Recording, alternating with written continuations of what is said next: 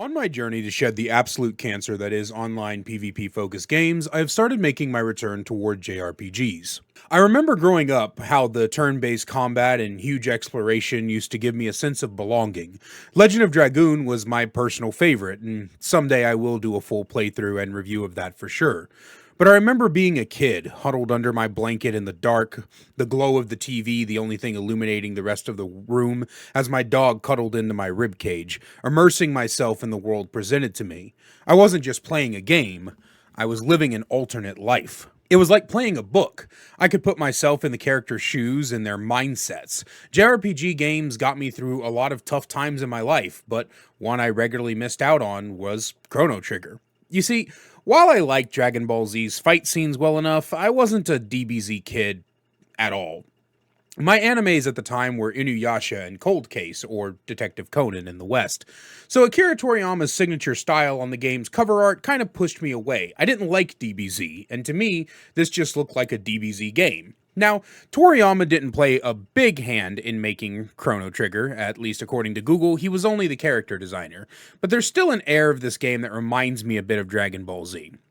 It also reminds me of a bad dungeon master from Dungeons & Dragons, but I'm getting ahead of myself. Hi, my name is Kaiser, and on this channel I do video game reviews, rants, and opinions, and if that's something that interests you, then please be sure to hit that subscribe button down below, as I'm trying to make it to 10,000 subscribers by the end of the year. With all that being said, let's hop right into Chrono Trigger. Chapter 1! Please pick a plot point. I'm going to let you know that I only made it 5.5 hours into Chrono Trigger. There's a reason for that we will get to later, but if I had to pick a word to describe Chrono Trigger's story in that first 5.5 hours, it would be schizophrenic. You know how I said Chrono Trigger reminds me of a bad dungeon master?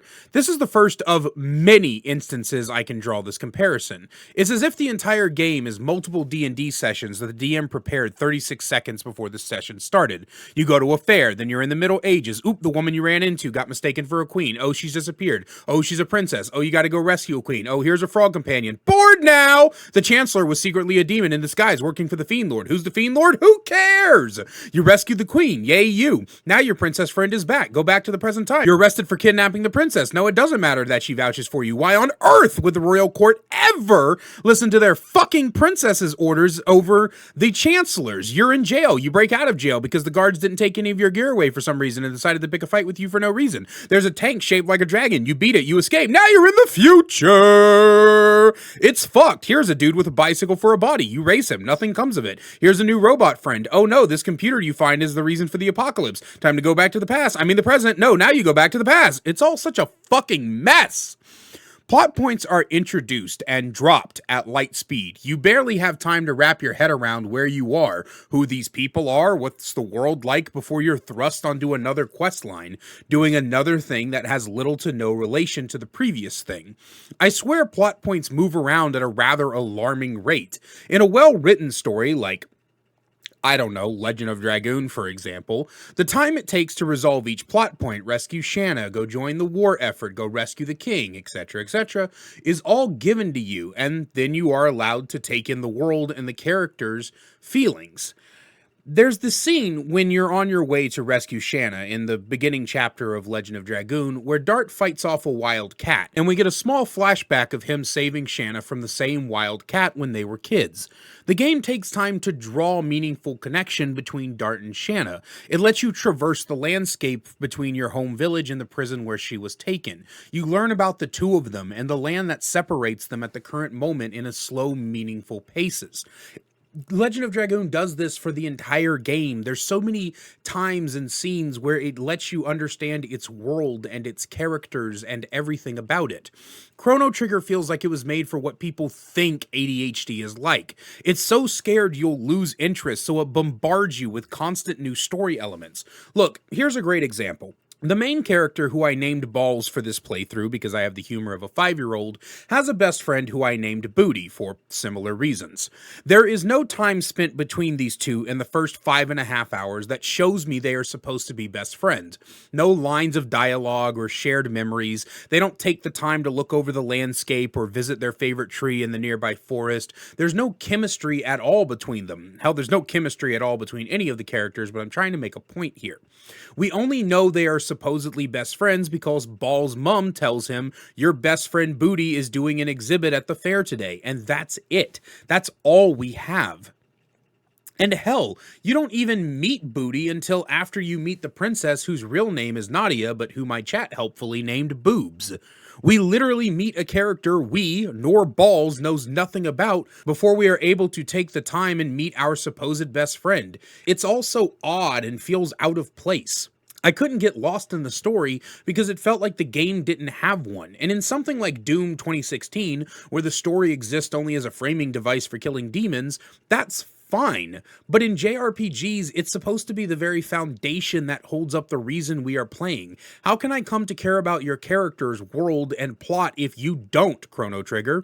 If you don't give enough of a shit to even have one reminiscent scene between your two main characters before the 5.5 hour mark, then why the fuck should I? I know someone who loves this game is going to tell me something along the lines of, there are points where they do that, there is more to the story, there is a lot of connection, it's just further in, and that may or may not be true, but here's my question to those people. If a game has not given me a significant reason to care about its flimsy 5-second plot lines, or its two-dimensional characters, or its bland world in the first 5.5 hours, then why, pray tell, should I continue pursuing a reason past that point?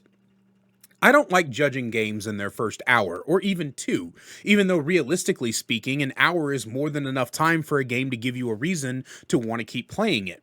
I have always found the 5-hour mark to be a sweet spot. By hour 5, if the game still does not have me, I will drop it, and I think that's plenty fair. But as schizophrenic and unprepared the story feels, it is nothing compared to the combat. Chapter 2! Please let me walk! If the story felt like my DM prepared it mere moments before the session, the combat feels like a DM who's trying to distract me from the fact they have no story. Random encounters are a huge part of JRPGs. Every millennial still has waking nightmares of the fucking Zubat cave from Pokemon, not allowing them to take more than 5 steps without entering another fucking combat encounter. But notice how I said waking nightmares, because the Zubat cave is one of the single worst aspects of Pokemon. Nobody wants to have their forward motion interrupted every 5 nanoseconds to fight some more. Chrono Trigger does things a tad differently from most JRPGs. The enemies are actual physical objects in the world that you only enter combat with when you touch them. Except when that's not the case. See, here is that schizophrenic design again. Sometimes the enemies are obvious, other times they pop out when you touch a chest or a random glowing object, and many times the game will just start a combat for no real reason other than you stepped onto a new screen, sometimes doing this multiple screens in a row.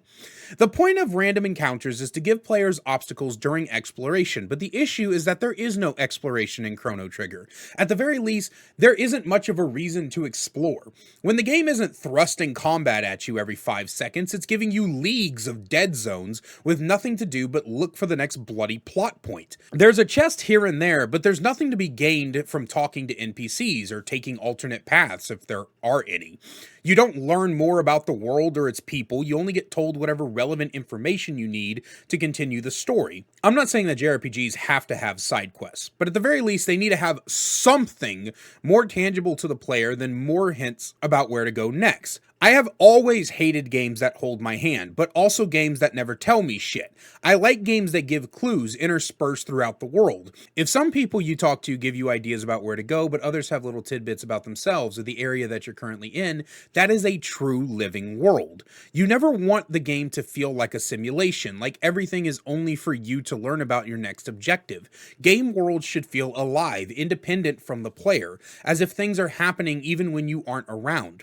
NPCs should have lives outside of us, even if we weren't necessarily privy to seeing it happen to them. Not everything needs to point to the main objective. Oftentimes, I tried to lean into exploration only to be railroaded by a blocked path or not even given the option to enter a certain area until the main quest had been completed up to that point. I tried entering inns and residences, but everyone in them kept pointing me to the next plot point. I sure hope someone saves the queen. Where's the hero of legend? The food is running out, etc., etc. It's all so dull and unending. I want to know what goes on in these people's lives. I want understanding of how they live and function. What's their dreams? Do they have have a crush? Are they a farmer? Or do they miss their mother's cooking? Exploration is the key to world building in RPGs in general. You need to be able to show your player through their time outside of combat and main story that your world means something. And similar to the characterization problems of the previous section, Chrono Trigger focuses far too much on pushing you forward through its world instead of showing it to you, preferring to text dump lore at you in story scenes, which makes it all feel like I'm reading the Wikipedia article on the world instead of living in it. But you know what? Maybe that's okay. I mean, if exploration is sacrificed in place of story and combat, and the story is frantic and dull, then maybe you can gain catharticism in the combat. Well, Chapter 3, Chrono Trigger's crappy combat. It's been ages since I've dealt with combat this poorly explained and this awful. There is a combat tutorial. The problem is it's located in a place you will not naturally go until 5 hours into the game. See, in the beginning of the game tells you to go north to the town square for the fair. However, if you go south instead into the town, you will find the mayor's house, and in the mayor's house is a complete orgy of NPCs willing to explain combat to you. In fact, not just combat, they will explain the entire fucking game and all its mechanics to you. But you have no way of knowing that because the game sends you in the opposite fucking direction first things first. And you have no reason to deviate from that because it's literally the first thing the game tells you to do. I mention that so that you know I had to figure out combat for myself. In the options menu before you start the game, it asks you if you want to freeze when selecting your actions like a turn-based system, or if you want time to flow so you get a sort of action turn-based combat hybrid. The game is fucking with you though. No matter what you select, things will happen while you are selecting your actions regardless, and this is a major issue I will cover in a bit. How combat works is, once it starts, all your party members are locked in place. You cannot move positions, but your enemies can and regularly do. You also do not choose your positions, the game does that for you. Underneath your health bar is something I've dubbed the action bar. When the action bar fills up, it turns yellow and you can choose from 3 action types.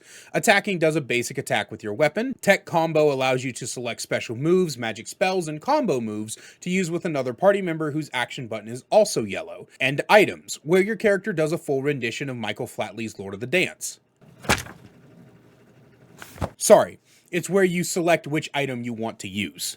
Some more observant viewers may have already seen the problem. Action and turn-based combat systems can work when they are woven together correctly, when you, as the player, have the option to block, dodge, and traverse the battlefield at your whim a la Final Fantasy VII Remake. While selecting your actions, it can make for a tense and engaging combat system. However, when your opponents can attack you continuously and your only option is to sit there waiting for a bar to fill up, the player not only feels disconnected from the action, they also feel helpless. Someday I'm going to make a video expressing my rules of game design, and one of them will be to ensure that failure and success always feels like it's in the hands of the player. If the player feels like death wasn't their fault too often, and success feels more like circumstance rather than actual wit, skill, or actions of the player, then the game will feel hollow and empty. There were a few occasions where I would die, or nearly die, because the game simply told me I was going to. Always in boss battles, I would desperately watch the action bar as the enemy wailed on me with several attacks in a row, waiting for the option to heal or deal what I knew would be the finishing blow, only for my character to die because for whatever reason, your progress pauses while enemies are attacking you or one of your own characters are doing an action. Combat felt completely out of my hands, and that feels like shit. A small thing to mention is characters have elemental attributes, and as such, enemies can be resistant, weak, immune, or even heal from certain attributes. Which ones affect which enemies are only revealed to you once you have done an attack on that enemy. I hated this at first, but after a while I actually quite liked it. It felt almost Souls-like-esque as you learned about your enemies not through some boring tutorial box, but through your own ability to pay attention to the results of the fight. At the beginning of the video, I told you I made it 5.5 hours in. Why did I stop? What made me stop playing and decide to write the review? In the end, it was a few things. The shit story, the lack of proper exploration, but the last straw, the thing that broke the camel's back, I was trying to find some magic sword to kill the Fiend Lord to stop him from raising some apocalyptic monster. When I found the sword, it was guarded by these two fiends. When I got their health low enough, they merged into some big fat bastard with horns. At one point, two of my characters were critical. I desperately selected an Aura Whirl spell that would heal my whole party, but after I selected it, the game allowed the big bitch to attack me twice in a row, killing both of them. I desperately waited for my action bar to fill up so my third character could use an Ethereal water to bring one of the others back to life and I could hopefully recover, but then the big bastard brought her down from full health with two back-to-back attacks before her bar filled up. The game then gave me a game over screen and asked me to watch the fucking cutscene of the two bastards again before making me start the whole fight all over from scratch. No, I said. No, I will not. Fuck you. Fuck your story, fuck your dull empty world, and fuck Gwyneth Paltrow for unrelated reasons. Chapter 4. Conclusion. Normally I take some time in these videos to talk about the presentation, but honestly, I don't really have that much to say. The game's beautiful, well drawn, well animated, and of course sounds great, but it's all meaningless, distractions from the many, many issues that plague this game. I cannot for the life of me figure out how this game has come to be known as one of the classic definitive JRPGs. I suppose back in those days when we were kids and we only had a small selection of games to choose from, we made do with what we had. I had Legend of Dragoon, some kids had Final Fantasy VII or 8, and other kids had Chrono Trigger, and I feel bad for those kids. This game isn't good. It's got almost no redeemable qualities, and what qualities it does have make up but a small portion of its entire being. I hated Chrono Trigger. I hated it with every fiber of my being. It was boring, dull, infuriating, frantic, and most of all, it was shit. May Chrono Trigger stay as nothing more than a pleasant memory in the minds of people who played it years ago, because what it really is a disappointment. Thank you guys so much for watching. I really appreciate it. Please sure to let me know what you think down below. If you played Chrono Trigger before, do you agree? Do you disagree? How long ago was it when you played it? I'd love to find out. And as always, I'd like to give a special thank you to my channel members, The Gamer Geek, Peter RJ, The Cannibal Main, Spirit Upgrades, and Nuclear Bomb for their additional support. If you want to find out how to become a channel member today for as little as $2 a month, then please click that join button down below. Other than that, I love you guys so much, and I will see you in the next one.